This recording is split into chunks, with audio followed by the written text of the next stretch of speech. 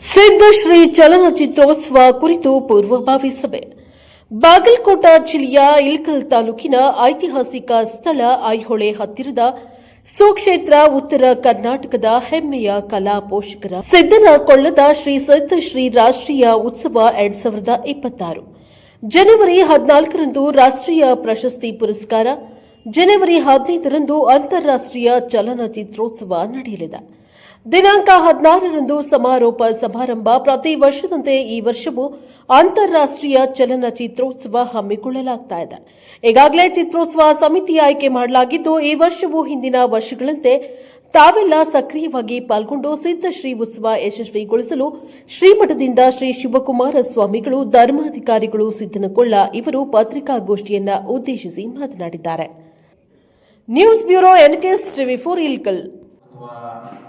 ಅಂತಾರಾಷ್ಟ್ರೀಯ ಚಲನಚಿತ್ರ ಕುರಿತು ಏನಾದರೂ ಸಲಹೆ ಸೂಚನೆಗಳಿದ್ರೆ ಪತ್ರಕರ್ತರು ಹಾಗೂ ಮಾಧ್ಯಮದವರು ಕೊಡ್ಬೋದು ಅಂತ ಹೇಳ್ತಾ ಇದ್ದೀನಿ.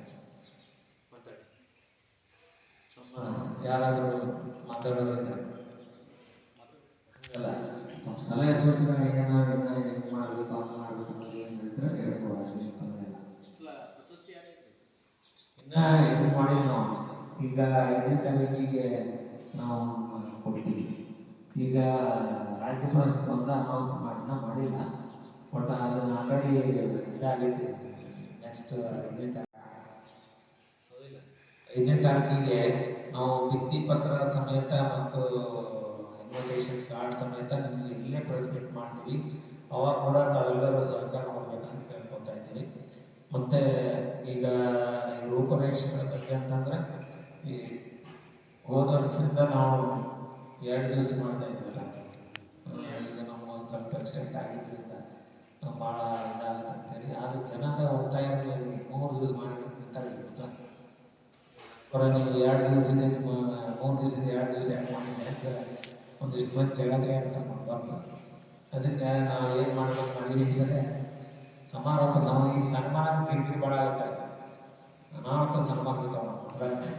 ಅದಕ್ಕೆ ಆ ಸನ್ಮಾನದ ಇಷ್ಟು ಮೂರನೇ ದಿವಸ ಹಾಕಿ ಸಮಾರಂಭ ಮಾಡಿ ಆದಷ್ಟು ಕಾರ್ಯಕ್ರಮಗಳಿಗೆ, ಮನೋರಂಜನೆ ಕಾರ್ಯಕ್ರಮಗಳಿಗೆ ಮತ್ತು ಉಪನ್ಯಾಸಗಳಿಗೆ, ಸಂಗೀತಕ್ಕೆ, ಚಲನಚಿತ್ರ ಟ್ರೈಲರ್ ಮತ್ತು ಆಡಿಯೋ ಲಾಂಚ್ ಬಿಡುಗಡೆ ಇಂಥವಕ್ಕೆ ಹೆಚ್ಚಿನ ಆದ್ಯತೆ ಕೊಡಬೇಕಂತೇಳಿ ಕಮಿಟಿಯವರೆಲ್ಲ ಮಾತಾಡ್ಕೊಂಡಿದ್ದೀವಿ. ಆ ಪ್ರಕಾರ ಈ ಸಲ ಒಂದು ವಿಶೇಷವಾಗಿ 3ನೇ ದಿವಸ ಸಮಾರಂಭದಾಗ ಸನ್ಮಾನದ ಕಾರ್ಯಕ್ರಮ ಲಾಸ್ಟಿಗೆ ಇಡಬೇಕಂತ ಮಾಡಿದ್ದೀವಿ. ಅದ್ರ ಜೊತೆಗೆ ನಮ್ಮ ಲೋಕಲ್ ಒಂದು ಟೀಮ್ಗಳಿಗೆ ಕೂಡ, ಆಮೇಲೆ CS ನಾಡಗೌಡರು, ಅನೇಕ ಜನ ರಾಜಕಾರಣಿಗಳು, ಆಮೇಲೆ ಸ್ವಾಮೀಜಿಗಳು ಕೂಡ ಬರ್ತಾ ಇದ್ದಾರೆ. ಭಾಳ ಜನ ಸ್ವಾಮೀಜಿಗಳು ಬರ್ತಾ ಇದ್ದಾರೆ. ಹೀಗಾಗಿ ಒಂದು ಎಲ್ಲ ನಮ್ಮ ಮಠಕ್ಕೆ ಒಂದು ಏನೋ ವಿಶೇಷ ಅಂದರೆ ಯಾವುದೋ ಜಾತಿ, ಪಕ್ಷ, ಧರ್ಮ ಇಲ್ಲದೆ ಇರುವಂಥ ಮಠ ಇದೆ. ಹೀಗಾಗಿ ನಾವು ಎಲ್ಲರಿಗೂ ಗೌರವ ಕೊಡ್ತೀವಿ. BJP, ಕಾಂಗ್ರೆಸ್ ಅವೆಲ್ಲ ಸಂಬಂಧ ಇಲ್ಲ. ನೀವು ಒಬ್ಬರು ಭಕ್ತರಾಗಿ ಬರಂಗಿದ್ದು ಬರೈತಿ, ನಿಮ್ಮ ಕಾಂಗ್ರೆಸ್ BJP ಹೊರಗಿಟ್ಟು ಬರೋಲ್ಲ.